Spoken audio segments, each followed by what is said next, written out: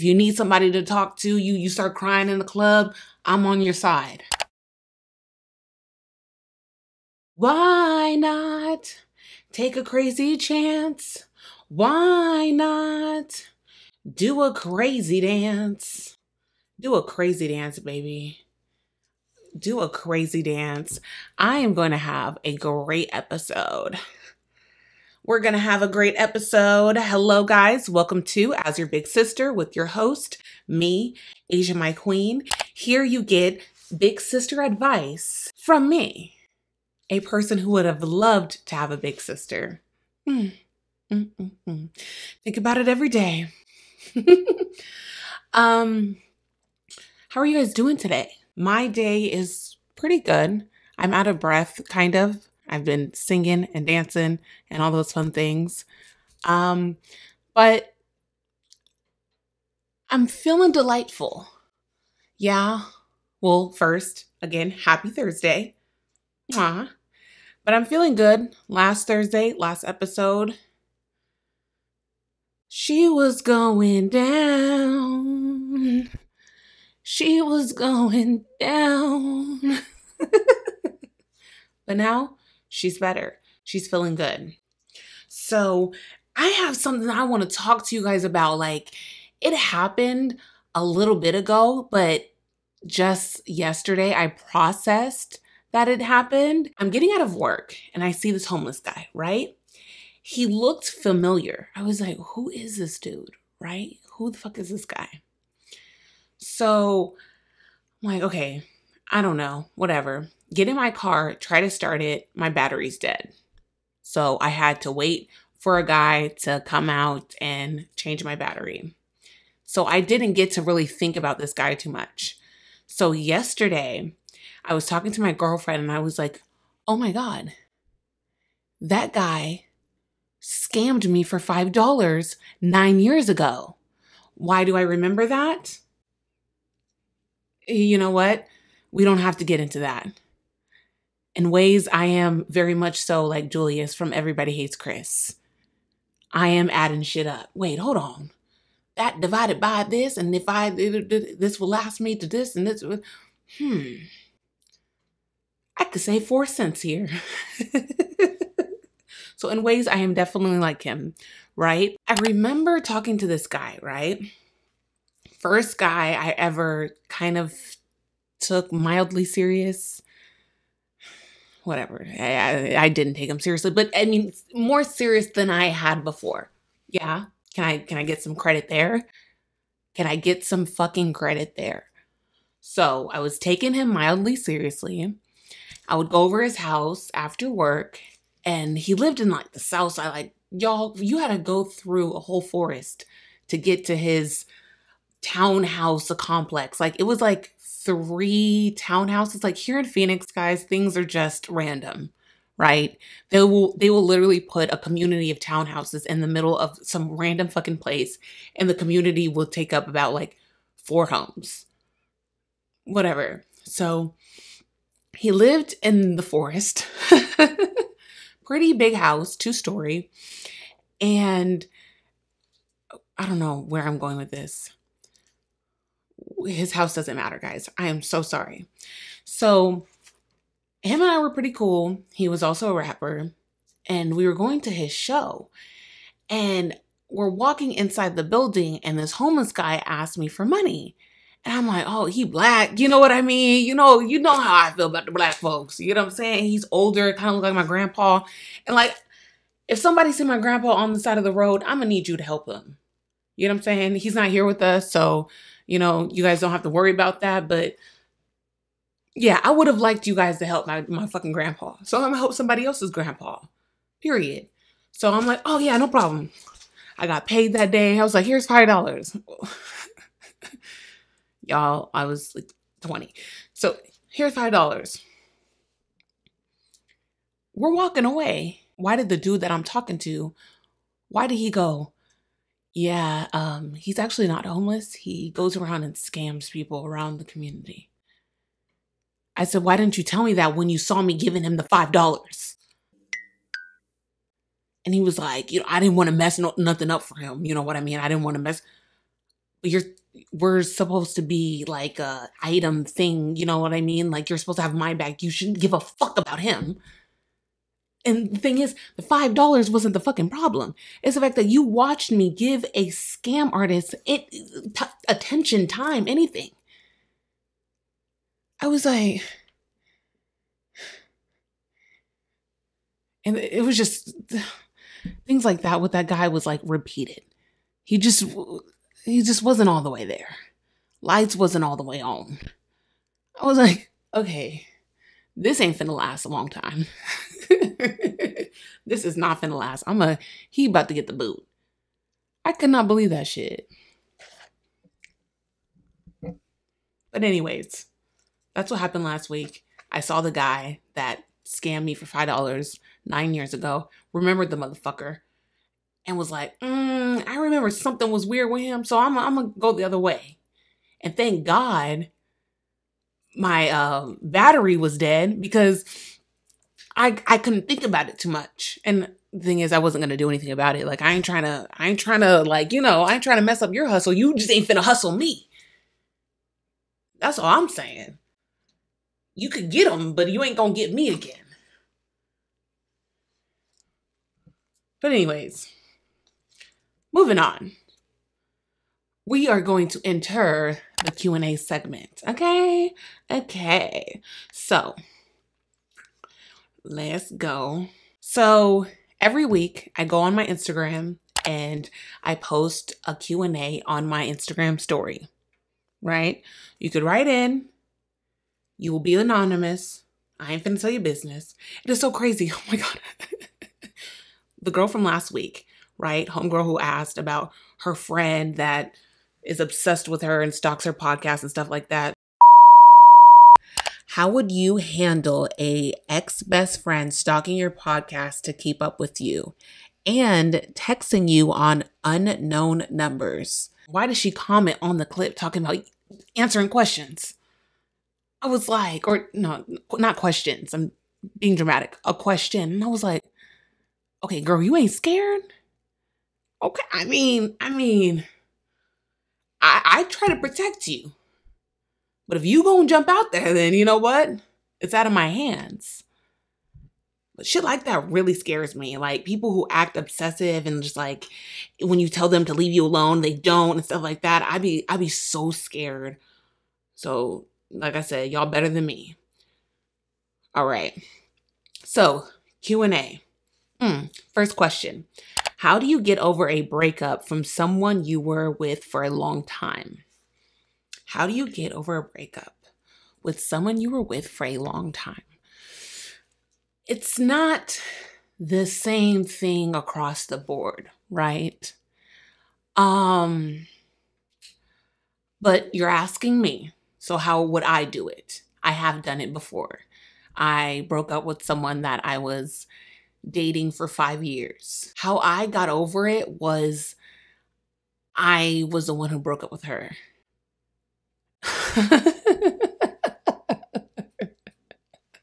I was the one who broke up with her.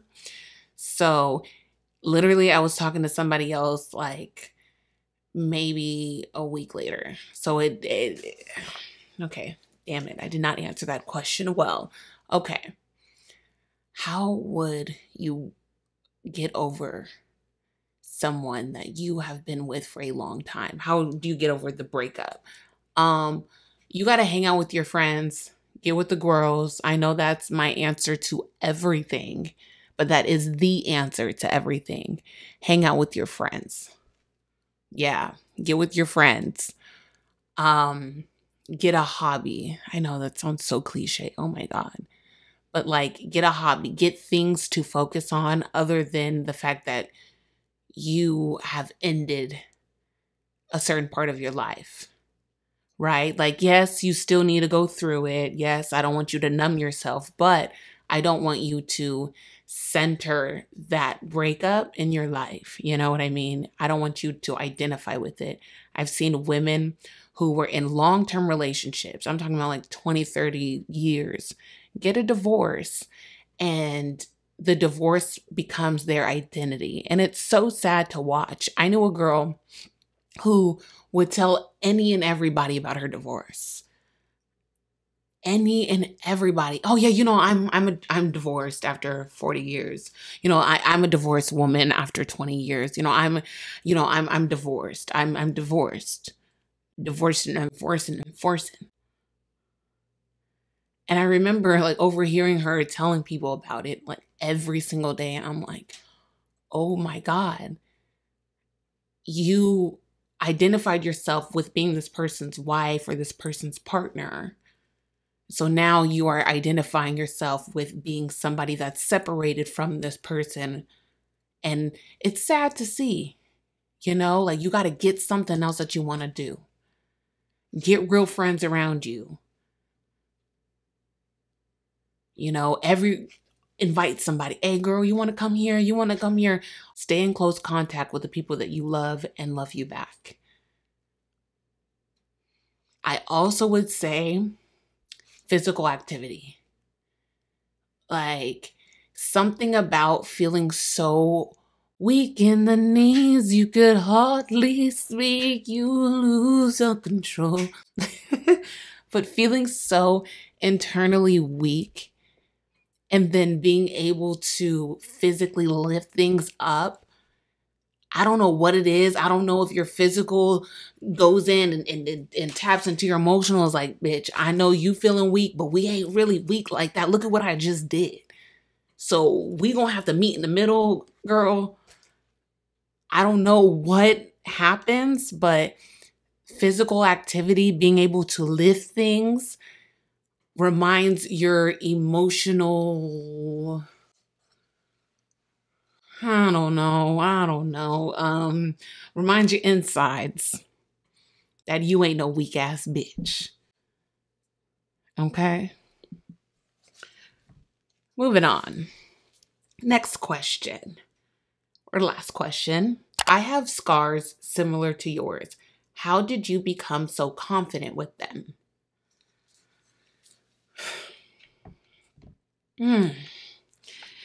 It was a long road to heaven.